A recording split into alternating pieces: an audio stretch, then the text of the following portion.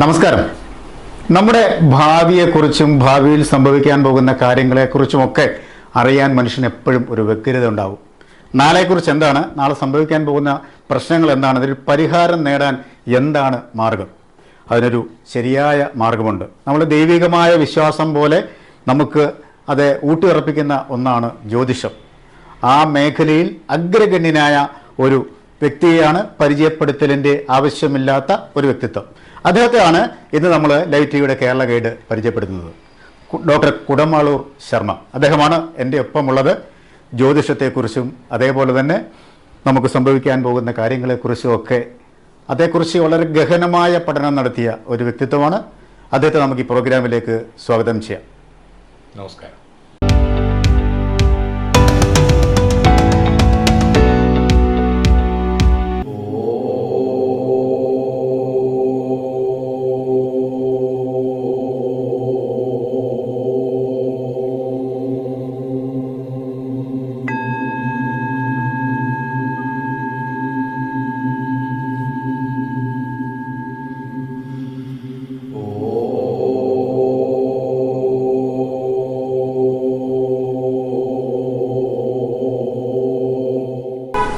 സൂര്യശൗര്യമധേന്ദുരുച്ച പദവീം സന്മംഗളം മംഗള ബുദ്ധിച്ഛ ബുധോ ഗുരുച്ഛ ഗുരുതാം ശുക്രസുഖം സംശരി രാഹു ബാഹുബലം കരോതി വിപുലം കേതു കുലസ്യോന്നതിം നിത്യം പ്രീതികരാ ഭവന്തു ഭവതാം സർവേ പ്രസന്നാഗ്രഹ.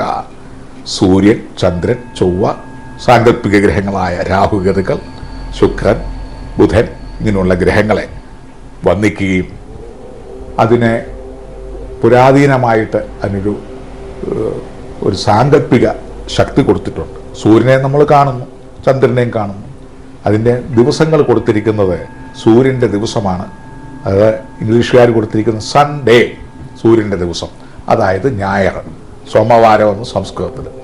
മൺഡേ തിങ്കളുടെ ദിവസം. ട്യൂസ്ഡേ ചൊവ്വാഗ്രഹത്തിൻ്റെ ദിവസം. തേഴ്സ്ഡേ വ്യാഴഗ്രഹത്തിൻ്റെ ദിവസം.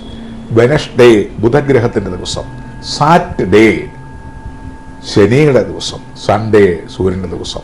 പുരാതീനമായിട്ട് പോലും ഈ ഗ്രഹങ്ങളെ ഡിപ്പെൻഡ് ചെയ്താണ് ദിവസങ്ങൾ വരെ. അതിന് പേര് മാറ്റിയിരിക്കുന്നു. പച്ചവെള്ളത്തിന് തണ്ണിയെന്നും പാനിയെന്നും ജലമെന്നും വാട്ടറെന്നും ഒക്കെ പറയുന്ന പോലെ സംഭവങ്ങളെല്ലാം ഒന്ന് തന്നെ. ഈ ഗ്രഹങ്ങൾ മനുഷ്യ ജീവിതത്തിൽ ഭൂമിയിലെ ചരാചരങ്ങളെ നിയന്ത്രിക്കുന്നു അല്ലെങ്കിൽ സ്വാധീനം ചെലുത്തുന്നു എന്നുള്ള കണ്ടെത്തലുകളാണ് ജ്യോതിശാസ്ത്രത്തിൻ്റെ അടിസ്ഥാനം.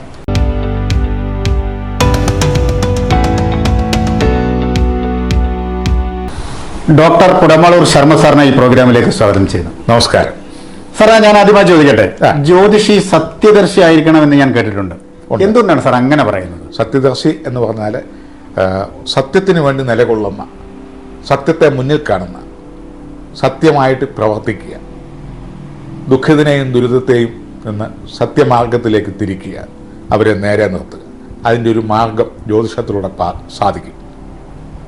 ജ്യോതിഷ രംഗത്തേക്ക് കടന്നു വരാനുള്ള ഒരു കാരണം എന്താണ് സാർ? ജ്യോതിശാസ്ത്രം പാരമ്പര്യപരമായിട്ട് മുത്തശ്ശന്മാരും അച്ഛനും അങ്ങനെ കുടുംബപരമായിട്ട് ജ്യോതിഷം, വൈദ്യം, മാന്ത്രികം, തന്ത്രവിദ്യകൾ ഇതൊക്കെയായിട്ട് ബന്ധപ്പെട്ട ഒരു കുടുംബത്തിലെ അംഗമാണ്. വീട്ടുപേര് പാറയിൽ മഠം എന്നാണ് പുരാതനമായിട്ട് തന്നെ. പിന്നെ തന്ത്രവേദാന്ത കോളേജിൽ അഡ്മിഷനായി അതിൽ ഫസ്റ്റ് റാങ്കോടുകൂടി പാസ്സായി.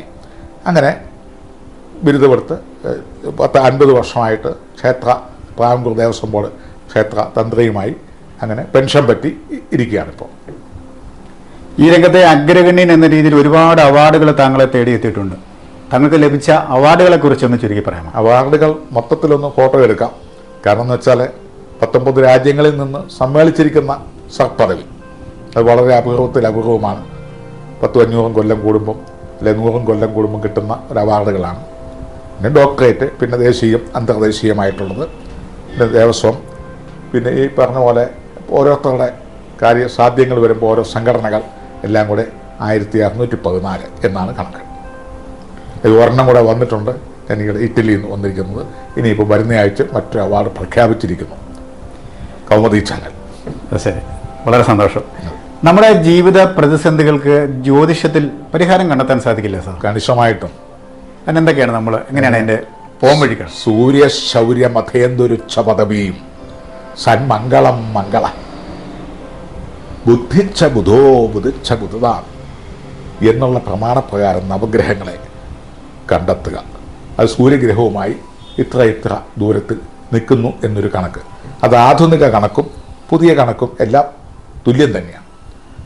അതെങ്ങനെ ഒരു മനുഷ്യൻ്റെ ജന്മസമയത്ത് നിലകൊള്ളുന്നു, അവരുടെ സഞ്ചാരവീഥികൾ, മേടം മുതൽ മീനം വരെയുള്ള 12 രാശികൾ, ആ രാശികളിലൂടെ, അതായത് മേടം, എടവം, മിഥുനം, കർക്കിടകം, ചിങ്ങം, കന്നി, തുലാം, വൃശ്ചികം, ധനു, മകരം, കുംഭം, മീനം, ഇങ്ങനെ 12 രാശികളായിട്ട് സൗരയൂഥങ്ങളെ ഭാഗിച്ചിട്ടുണ്ട്.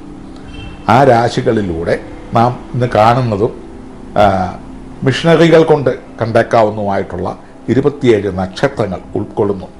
അതായത് അശ്വതി, ഭരണി, കാർത്തിക, രോഹിണി, മകയിരം, തിരുവാതിര, പുണർതം, പൂയം, ആയില്യം, മകം, പൂരം, ഉത്തം, അത്തം, ചിത്തിര, ചോതി, വിശാഖം, അനിഴം, തൃക്കേട്ട, മൂലം, പുരാടം, ഉത്രാടം, തിരുവോണം, അവിട്ടം, ചതയം, പൂരുരുട്ടാതി, ഉത്രട്ടാതി, രേവതി, ഇങ്ങനെ 27 നക്ഷത്രങ്ങളും 12 രാശികളിലും കൂടെ സഞ്ചരിച്ച് അവ ഭൂമിയിലെ സകല ചരാചരങ്ങളെയും, മനുഷ്യനുൾപ്പെടെയുള്ള ചരാചരങ്ങളെയും പ്രകൃതിയെയും സംരക്ഷിക്കുന്നു എന്നുള്ള, അല്ലെങ്കിൽ അവയെ സ്വാധീനം ചെലുത്തുന്നു എന്നുള്ള പുരാതന ഋഷീശ്വരന്മാരുടെ കണ്ടെത്തലുകളുടെ ഒരു സമാഹാരമാണ് ജ്യോതിഷം എന്ന ശാസ്ത്രം.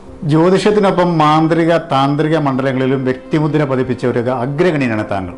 അതേക്കുറിച്ച് ജ്യോതിശാസ്ത്രത്തിൽ ജനനസമയത്ത് തന്നെ ഒരാളുടെ ജനനം, രോഗം, ഭാഗ്യം, നിർഭാഗ്യം എന്നിവയൊക്കെ കണ്ടെത്തും. കാരണം ജന്മനാ എല്ലാം തികഞ്ഞവരും ഒന്നുമില്ലാത്തവരുമായിട്ടില്ല. ചില ഗുണദോഷങ്ങൾ, അതായത് രോഗമില്ലാത്ത ശരീരം കുറവാണ്.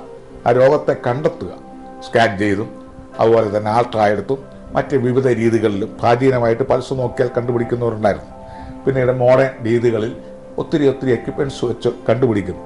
അതിനുള്ള മരുന്നുകൾ കണ്ടെത്തും. ആ മരുന്നുകൾ പ്രയോഗിച്ചു നോക്കുന്നു. വളരെയധികം മാറ്റങ്ങൾ വരുന്നുണ്ടല്ലോ എന്ന് വിചാരിച്ച് രോഗം വരാതെ ഇരിക്കുന്നില്ല, കംപ്ലീറ്റ് രോഗത്തിൽ നിന്ന് മുക്തമാകാനും പറ്റുന്നില്ല.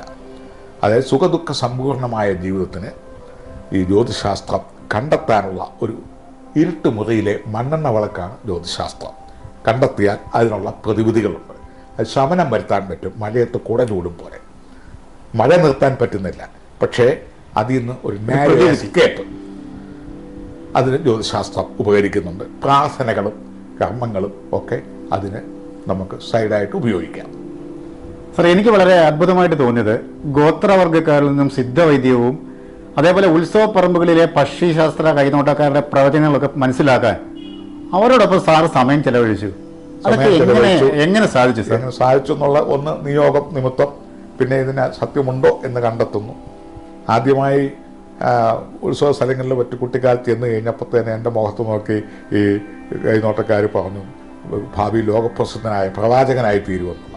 അന്നിപ്പം ഞങ്ങളുടെ കുടുംബത്തിൽ ഈ മാന്ത്രികവും താന്ത്രികവും ജ്യോതിഷമൊക്കെ ആയതുകൊണ്ട് അത് സത്യമായില്ല സാർ. എന്നെ ഒരു അഡ്വക്കേറ്റ് ആക്കാനും ഒക്കെ ആയിരുന്നു അവരുടെ ഉദ്ദേശം, അല്ലെ മറ്റേതെങ്കിലും. പക്ഷേ ഏതോ ഒരു ശാസ്ത്രത്തിനാകും എന്ന കൈനോട്ടക്കാർ പറഞ്ഞു. അപ്പോൾ ഇത് കൂടുതൽ പഠിക്കാനായിട്ട് ഈ കോവലങ്ങാട്ട് പള്ളിയിലും അതുപോലെ ഏറ്റുവാൻ്റെ ഉത്സവത്തിനും അതുപോലെ ഗുരുവായൂർ മുതൽ അങ്ങനെ തിരുവനന്തപുരം വരെയുള്ള ഉത്സവ കേന്ദ്രങ്ങളിലൊക്കെ ഇവർക്ക് ഞാൻ അങ്ങോട്ട് പണം കൊടുത്ത് ആഹാരമൊക്കെ വാങ്ങിക്കൊടുത്ത് കുറേ കാലങ്ങൾ നമ്മളത് മനസ്സിലാക്കി കോവലൻ്റെ അടുക്കൽ നിന്നും. പിന്നീട് ജ്യോതിശാസ്ത്രം 32 അധ്യാപകർ മൊത്തം ഉണ്ടായിരുന്നു.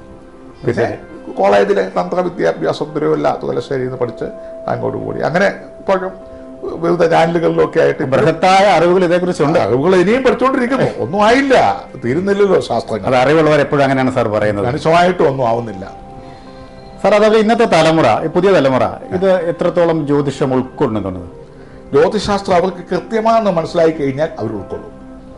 കൃത്യമാണെന്ന് ബോധ്യപ്പെടണം. ഒരു ശകലം ഒരു 98% കൃത്യമായിരിക്കണം. ബാക്കിയൊക്കെ അവർ ക്ഷമിക്കും. കാരണം എല്ലാ ഫീൽഡുകളിലും ആഴത്തിൽ ഇറങ്ങി പഠിക്കുന്ന ഒരു തലമുറ ഇപ്പോഴുള്ളൂ. അവർ ബുദ്ധിമാന്മാർ തന്നെയല്ല. അതുകൊണ്ടാണ് സാർ ഞാൻ അങ്ങനെ ചോദിച്ചത്. കണിശമായിട്ടും അവർ ഇത് പഠിച്ചാൽ നന്നായിരിക്കും. സാറിൻ്റെ കുടുംബത്തെക്കുറിച്ച് കൂടി. കുടുംബം അച്ഛനും അമ്മയൊക്കെ മരിച്ചുപോയി, മുത്തശ്ശനും ഒക്കെ മരിച്ചുപോയി. അവരൊക്കെ വൈദ്യന്മാരും ജ്യോതിഷം അങ്ങനെയൊക്കെ ആയിരുന്നു. പിന്നെ ഇപ്പോൾ ഫാമിലിയുണ്ട്. ഫാമിലിയാണ് ഇപ്പം വന്നിച്ചു പോയത്. പിന്നെ മക്കളെ ഒരാൾ സൗദിയിൽ വർക്ക് ചെയ്യുന്നു, പിന്നെ ഒരാൾ ഇവിടെ ബിസിനസ് ചെയ്യുന്നു. സാറിന് സേവനം ആവശ്യമുള്ളവരെ എങ്ങനെയാണ് സാറിനെ കോൺടാക്ട് ചെയ്യേണ്ടത്? നമ്മുടെ ജ്യോതിശാലയം സ്ഥിതി ചെയ്യുന്നത് ജ്യോതിശാലയം സ്ഥിതി ചെയ്യുന്നത് വിശ്വവിഖ്യാതമായിരിക്കുന്ന കൊടമാളൂർ ചർച്ചിന്, കൊടമാളൂർ പള്ളിക്ക് സമീപം. നമ്മുടെ അയലോക്കമാണല്ലോ അൽഫോൺസാമ്മയുടെയൊക്കെ ജന്മസ്ഥലമൊക്കെ. അതിന് ഒരാളിൻ്റെ അക്കരെ ഇക്കരയായിട്ടാണ് നിൽക്കുന്നത്. ഇക്കരത്തെ ക്ഷേത്രം മേൽശാന്തിയായിരുന്നു ഞാൻ. അക്കരെയാണ് മുട്ടത്തുപാടം അൽഫോൺസാമ്മയുടെ ഭവനം. അവിടുത്തെ ചില ആളുകളൊക്കെ ആയിട്ട് എനിക്ക് വക്കിച്ചനൊക്കെ ആയിട്ടൊക്കെ നല്ല പഠിച്ച കാലത്തൊക്കെ ഒരു ബന്ധമുണ്ട്. പിന്നെ അടുക്കലാണ് സ്വയംവരം, എൻ്റെ ആഡിറ്റോറിയം മക്കൾ കൈകാര്യം ചെയ്യുന്നു. അതിൻ്റെ തൊട്ടടുക്ക തന്നെ താമസം. ഇവിടെ അടുക്ക തന്നെയാണ് മറ്റു ഭവനങ്ങളും കാര്യങ്ങളും മറ്റു പ്രസ്ഥാനങ്ങളൊക്കെ ഉണ്ട്. പഴയ കാലത്ത് ഫോൺ വഴി ബന്ധപ്പെടുമായിരുന്നു. ഇപ്പം ഇമെയിൽ വഴി, അതുപോലെ വാട്സാപ്പ് വഴി ഒക്കെ ബുക്ക് ചെയ്താണ് വരുന്നത്. എന്തായാലും ജ്യോതിഷം എന്ന ശാസ്ത്രത്തെക്കുറിച്ച് വളരെ വിശദമായി പറഞ്ഞു തന്ന താങ്കൾക്ക് പ്രത്യേക നന്ദി. നമസ്കാരം.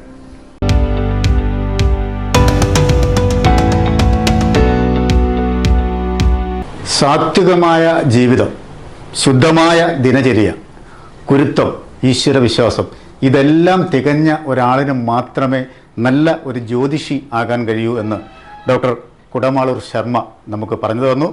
ഈ രംഗത്തെ മികച്ച പ്രഗത്ഭനായ ആ വ്യക്തിയോടൊപ്പമുള്ള നിമിഷങ്ങളാണ് ലൈറ്റ് ടിവിയുമായി ഞാൻ പങ്കുവച്ചത്. മറ്റൊരു മനോഹരമായ എപ്പിസോഡിൽ കണ്ടുമുട്ടാം. Signing off Shiyad, Changanassery.